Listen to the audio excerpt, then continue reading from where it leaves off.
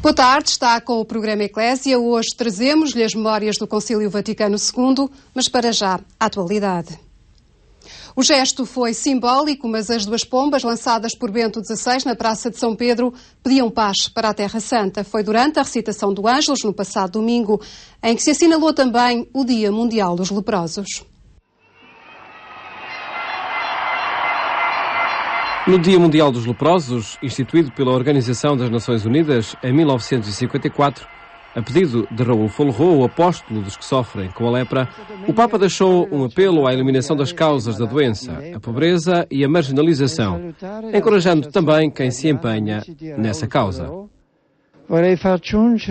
Quero deixar o meu encorajamento a todas as pessoas afetadas com esta doença, como também a todos os que assistem e de diferentes formas se empenham para eliminar a pobreza e a marginalização, verdadeiras causas da persistência do contágio. Este encontro do Papa com os peregrinos, ao meio-dia de domingo, ficou marcado por apelos e gestos de paz. Bento XVI recordou a Jornada Internacional de Intercessão pela Paz na Terra Santa. Em profunda comunione Em profunda união com o Patriarca Latino de Jerusalém e a custódia da Terra Santa, invocamos o dom da paz para aquela terra bendita de Deus. Depois, duas crianças da Ação Católica Romana deixaram uma mensagem à paz e soltaram duas pombas da janela do Palácio Apostólico, como sinal de paz para a cidade de Roma e para o mundo inteiro. Mamma mia! Vogliono stare nella casa del Papa. A crise económica e as mudanças no enquadramento legal do matrimónio e da maternidade são desafios à estrutura da família cristã atual. A questão da maternidade de substituição, discutida por estes dias no Parlamento, é encarada com alguma apreensão pelos responsáveis da pastoral familiar. A Comissão Episcopal do Laicado e Família juntou em Fátima responsáveis de dioceses e movimentos. Um encontro propício à partilha de experiências e à análise de casos relacionados com a atual conjuntura cultural, económica e social. Uma altura de crise financeira e social que levará a mudanças no seio familiar. É evidente que dificulta a vida às pessoas enquanto família, enquanto grupo, mas que ao mesmo tempo eu julgo que vem acentuar uma necessidade de mudança no seio da família e dos valores que a família vive e procura viver. Portanto, eu acho que sendo um momento difícil, que podemos chamar um momento de crise, é necessariamente um momento que ajuda à mudança e que apela efetivamente à mudança. Neste encontro de secretariados responsáveis pela pastoral familiar, foi também abordada a necessidade de melhorar a comunicação interna entre estes setores. Os desafios para o futuro assim o exigem. A Igreja vive muitas vezes e vive sempre preocupada com a sua comunicação para fora e aqui também quiseram falar sobre a comunicação para dentro, porque entendem que muita da comunicação que era precisa que chegasse às bases é transmitida, mas de facto as bases não a conhecem. Porque para em algum lado, não se lhe dá andamento, ou as pessoas estarão um bocado cheias de comunicações e depois não têm prioridades e tudo fica esquecido. Não sendo um dos assuntos principais a questão da maternidade de substituição, que será brevemente discutida pelos deputados, foi também abordada pelos agentes pastorais. Uma questão que é considerada como mais um atentado à dignidade humana e ao futuro da família, enquanto tecido fundamental da sociedade. Toda a questão assenta na questão da dignidade da pessoa humana, quer dizer, e portanto a própria criança que vai ser gerada numa barriga de aluguer não desenvolve as suas capacidades afetivas da mesma maneira que desenvolve se fosse na mãe biológica. De modo que é um problema com uma expressão reduzida em relação à generalidade das famílias, mas vai dentro da linha de modernidade de atentados à vida e de atentados à dignidade da pessoa humana. Os projetos apresentados na Assembleia da República pelo PS e PSD, que prevêem a maternidade de substituição como último recurso e em caso de doença, para casais heterossexuais, vão ser em breve debatidos na especialidade. A dimensão profética da Igreja foi o tema que dominou a reflexão dos sacerdotes na Diocese de Lisboa. As jornadas de formação do clero do Patriarcado contaram com algumas personalidades da vida portuguesa.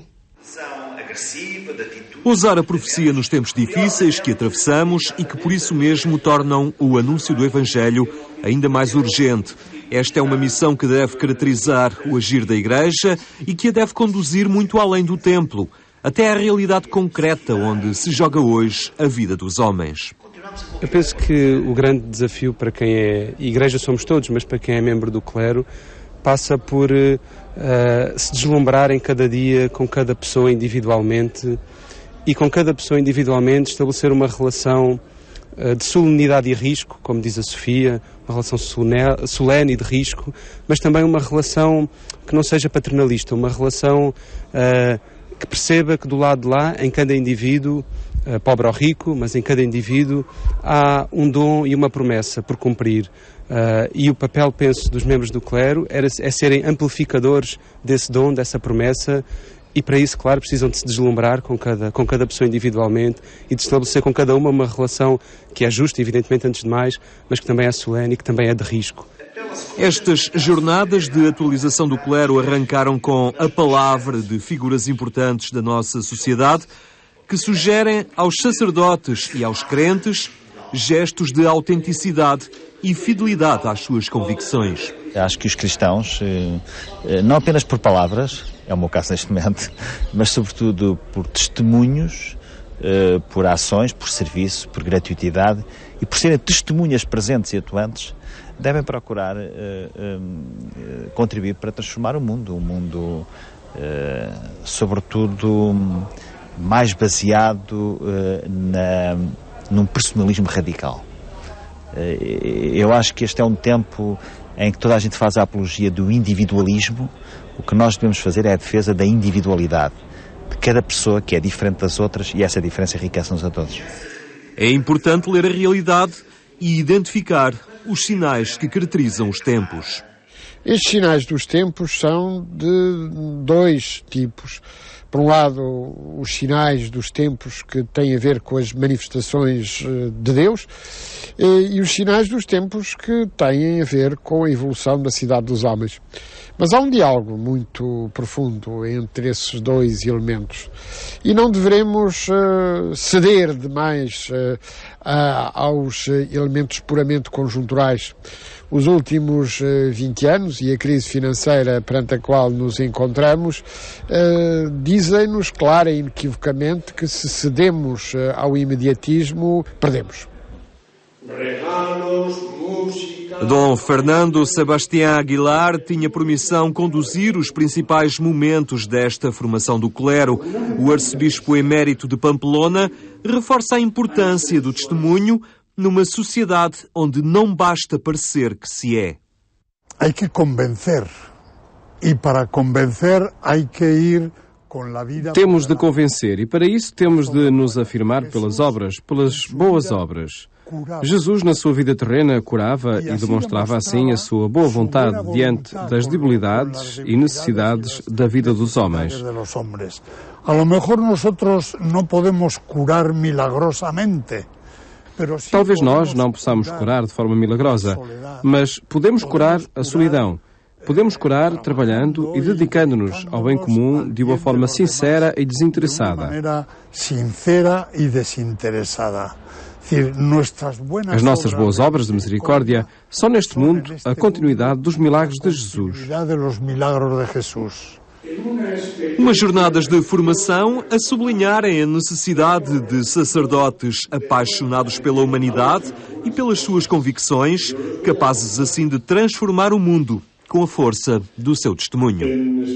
E a 50 anos da abertura do Concílio Vaticano II, a Diocese de Setúbal desafiou os seus sacerdotes e diáconos a olhar dois documentos fundamentais nas suas jornadas de atualização do clero, a Lumen Gentium e a Gaudium et Spes. Passaram 5 décadas sobre a abertura do Concílio Vaticano II, mas muitas das suas sugestões ainda estão por aplicar no concreto da vida da Igreja Católica. Por isso, o clero de Setúbal achou oportuno revisitar este momento de viragem na história recente da Igreja. De facto, o concílio é um tesouro tão grande que, por mais que a gente o olhe e entre dentro dele, mais fica encantado e fascinado pela sua atualidade, pela sua riqueza, e por isso mesmo creio que é para todos nós uma grande graça podermos revisitar o concílio, e para mais com a autoridade deste homem, professor desde há longo tempo, quer em Barcelona, quer na Universidade Gregoriana. Portanto, é uma rica oportunidade. O homem em causa é Salvador Pia Ninot, professor de Eclesiologia da Universidade Gregoriana. A sua reflexão centrou-se em 2 documentos fundamentais do Concílio, a Lumen Gentium e a Gaudium et Spes. Dinâmicas que remetem para a necessidade de uma atualização constante da Igreja, que deve estar atenta às novas linguagens do mundo e desperta para a dimensão espiritual. Para um clero que se quer em sintonia com o pulsar do mundo, ele destaca a importância do testemunho e da coragem. Por um lado, a dimensão do testemunho, da pessoa que está no meio, que não tem vergonha de estar com os demais, de se preocupar com as coisas pequenas ou grandes. E em segundo, uma dimensão um pouco profética, ou seja, não ter medo de expressar aquilo que vale a pena, os valores do Evangelho, sem ofender, mas com uma certa capacidade comunicativa, afirmando o que o Evangelho nos diz. O testemunho é importante, mas se não há uma palavra que interpele, o testemunho fica cego. Talvez seja esta a forma modesta de pessoa que sabe, quem sabe, seja esta a forma discreta de ser padre hoje. A isto, o bispo da Diocese acrescenta a dimensão de uma espiritualidade contemplativa e de proximidade com os homens. Um padre, por um lado, contemplativo, por um lado, apaixonado pelos seus irmãos, por os compreender, por os ajudar. Um padre que vive profundamente imerso no mistério da comunhão trinitária e a partir também da comunhão com aqueles que estão mais no coração já da Igreja e com aqueles que porventura possam parecer mais afastados desta comunhão, mas onde há elementos também do mistério de Deus. Portanto, padres assim. Por tudo isto é preciso parar por uns dias e apostar na formação.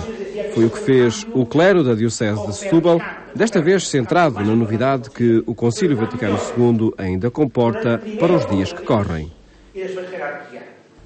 E continuamos a falar desse acontecimento que marca a Igreja Contemporânea, o Concílio Vaticano II. É a rubrica que começa a marcar as terças-feiras.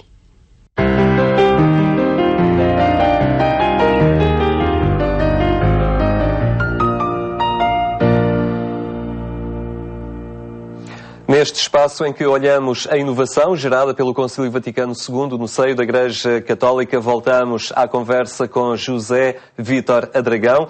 Boa tarde, obrigado por estar uma vez mais connosco. Na última semana recordávamos essa história deliciosa que foi ter estado fisicamente numa das sessões do Concílio. De alguma forma, esse acontecimento também marcou o envolvimento futuro na sua vida em diversas iniciativas ligadas à Igreja? Eu julgo que sim, quer dizer... Para mim, a minha relação com a Igreja sempre foi razoavelmente próxima. E eu lembro-me, e julgo que é importante dizer isto, eu lembro-me do que foi para mim a percepção da encíclica de Pio XII sobre o corpo místico. Apesar de tudo, apesar desta noção de corpo, a minha relação com a Igreja era sempre olhar para a Igreja como uma hierarquia excepcionalmente estruturada e, por vezes, excepcionalmente rígida. O concílio e, sobretudo, a perspectiva do povo de Deus, a perspectiva de que aquilo também era para mim, digamos, que a Igreja não era uma situação em que uns mandavam e outros obedeciam, mas em que havia uma articulação, em que todos tínhamos alguma coisa a dar, para mim foi qualquer coisa que me marcou. Isso não tenho dúvida nenhuma. A outra coisa que me marcou foi na linha da exigência, no sentido de qualquer coisa que para nós hoje, neste século XXI, é uma evidência, mas que há 50 anos era estranhíssimo, é a história do apelo à santidade. Quer dizer, eu cresci na contemplação dos santos. E a história dos santos era só a história daqueles que estavam nas peanhas dos altares. Não tinha nada a ver comigo, quer dizer, eu que tinha, quando muito, uma tentativa de caminhar na presença de Deus, se fosse possível. Este apelo que a santidade é para todos e que, de alguma forma, de uma forma ou de outra, porque cada um tem a sua forma diferente, não somos todos iguais uns aos outros, que todos somos chamados a caminharmos nesta aproximação de Deus, também foi qualquer coisa que me marcou. E a terceira que me marcou muito concretamente foi a relação com os irmãos separados, aquilo que a gente pode chamar os irmãos separados. Eu fui marcado na minha juventude pelo facto, concretamente eu tinha uma colega protestante na minha aula e era triste a forma como aquela miúda era tratada. E foi qualquer coisa que eu sempre ansiei, foi por encontrar uma maneira nova de olhar aquelas pessoas. Se aquilo hoje tem alguma coisa a ver comigo, tem, e tem sobretudo a ver não com estas áreas mais doutrineiras a que me tenho estado a referir, mas com uma outra de abertura ao mundo na linha da Gaudium et Spes, isso não tem dúvida nenhuma. A Gaudium et Spes foi longamente anunciada. Eu lembro-me que, à medida que iam saindo as constituições, os documentos do concílio, nós, quando digo nós, digo alguns amigos meus, nós dizíamos, e quando é que sai o da Igreja no mundo? Quando é que sai o da Igreja no mundo? Finalmente saiu. Eu devo dizer que ainda não o acabei de ler, porque há coisas que, quando eu leio mais uma vez, encontro uma novidade. E esse desafio da Igreja no mundo, concretamente, e eu falo neste momento, em que, mesmo antes deste momento, ao longo da minha vida profissional, foi qualquer coisa que sempre foi marcante. Eu sempre fiz questão de, perante os meus alunos, afirmar não só a minha pertença cristã, mas a minha disponibilidade para os que não eram, para aqueles que precisavam de mim, digamos, em qualquer que fosse a área em que eles precisassem de mim. Neste momento em que já estou aposentado, como se costuma dizer, eu estou ligado a uma ONG missionária, a Fidesco. E a Fidesco é, para mim, a forma de viver hoje essa relação da Igreja no mundo. No fundo, é uma ONG que manda profissionais para exercerem a sua profissão durante 2 anos junto de uma comunidade pobre dos chamados países do Sul. Esta maneira de prolongar a minha vida profissional neste momento, em que já não sou um profissional, digamos, concreto, mas que posso gastar o que me resta da vida nesta tentativa de ir ao encontro dos outros, em ressonâncias contínuas àquilo que eu ganhei com o Concílio Vaticano II, é qualquer coisa que para mim é muito importante e muito real, digamos assim. Naquela altura, quando regressa de Roma, com esta história para contar, fabulosa, que percepção tinha do concílio naquela altura os jovens, a juventude aqui em Portugal, do que estava a acontecer em Roma? Essa pergunta não é fácil, porque não era igual para todos, digamos assim. Havia um conjunto de católicos tradicionais que tinham medo do concílio, que achavam que o concílio ia dar cabo da Igreja, que o concílio ia estragar a estrutura, a imagem à qual eles se tinham habituado.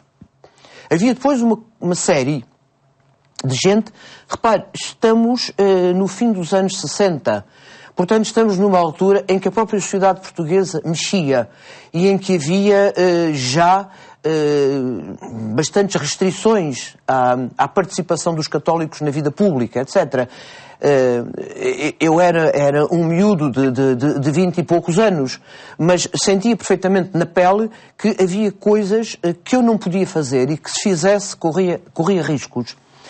O concílio surgia para nós como, eu quase diria, como uma espécie de bandeira que nós poderíamos agitar sem que fôssemos conotados politicamente desta cor ou daquela, mas unicamente porque queríamos responder a um apelo de verdade, de autenticidade na nossa vida e de integração na vida dos homens, na vida do mundo.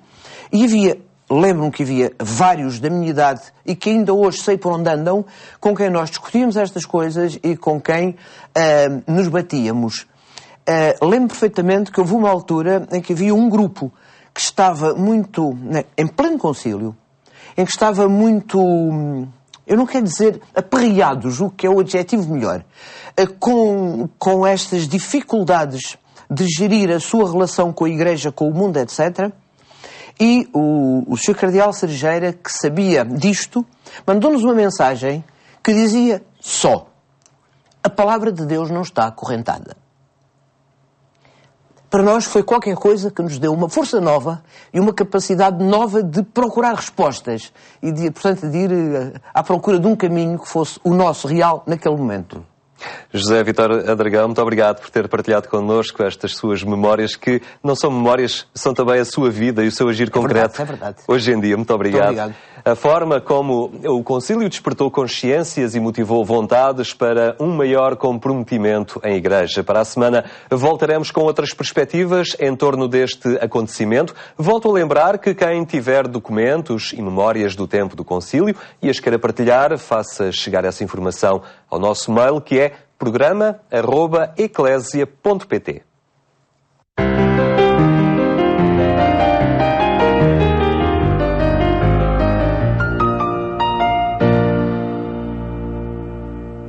É tudo por hoje. Recordo-lhe que todos estes conteúdos ficam disponíveis no portal da Agência Eclésia, a plataforma multimédia que reúne Eclésia Televisão, Eclésia Rádio e Eclésia Agência de Informação. Fique bem e até amanhã, se Deus quiser.